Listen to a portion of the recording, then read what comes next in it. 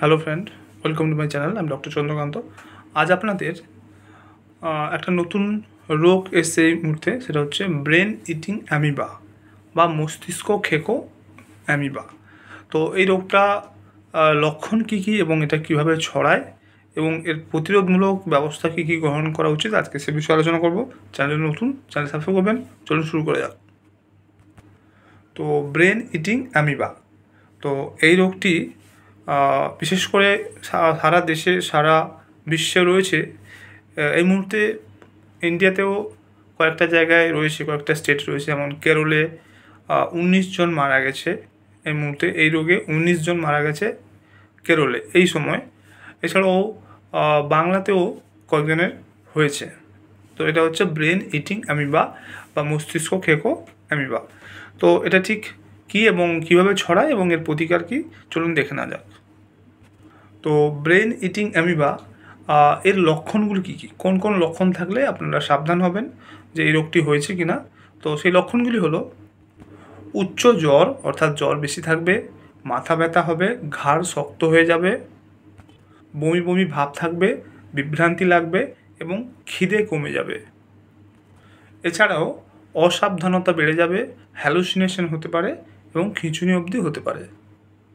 তো এই রোগ হলে দ্রুত কোমা এবং মৃত্যুর দিকে অগ্রসর হয়। তো এই রোগ হলে মস্তিষ্ক কুড়ে কুড়ে খায় এবং নার্ভ বা স্নায়ুতন্ত্রকে ড্যামেজ করে। তো ব্রেন ইটিং অ্যামিবা বা মস্তিষ্ক খেকো অ্যামিবা, তো এটা ঠিক কীভাবে ছড়ায়? জল বা মাটি থেকে নাক দিয়ে সোজা ব্রেনে পৌঁছাতে পারে, অর্থাৎ জল বা মাটি থেকে নাক দিয়ে সোজা ব্রেনে পৌঁছাতে পারে। মাটিতে বা উষ্ণ মিষ্টি জলে অ্যামিবা বাস করে।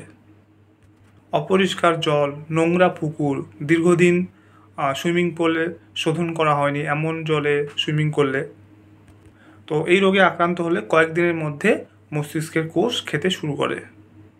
তো এই রোগ থেকে বাঁচতে কী কী প্রতিরোধমূলক ব্যবস্থা বা কী কী প্রতিরক্ষা নেওয়া যেতে পারে?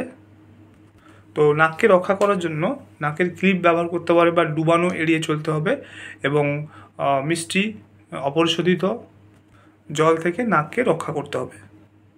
নাক ধোয়ার জন্য কলের জল ব্যবহার করবেন না।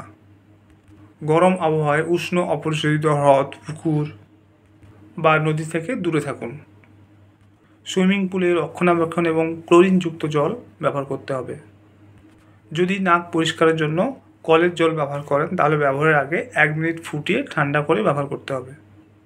তো এই রোগ মূলত জল এবং মাটি, এই দুটোর মাধ্যমে ছড়ায়। তো যারা জলের কাজ বা মাটির কাজ বেশি করে, তাদের ক্ষেত্রে হতে পারে, বা কিংবা বাচ্চা কিংবা বয়স্ক যে কোনো কারো হতে পারে। তো এইভাবে প্রতিরক্ষামূলক ব্যবস্থা গ্রহণ করলে এটাকে এড়ানো যেতে পারে। তো আজকে জানলেন যে মস্তিষ্ক খেকো অ্যামিবা বা ব্রেন ইটিং অ্যামিবা এর লক্ষণ কী, কীভাবে ছড়ায় এবং এর প্রতিরোধমূলক ব্যবস্থা কী কী গ্রহণ করা যেতে পারে।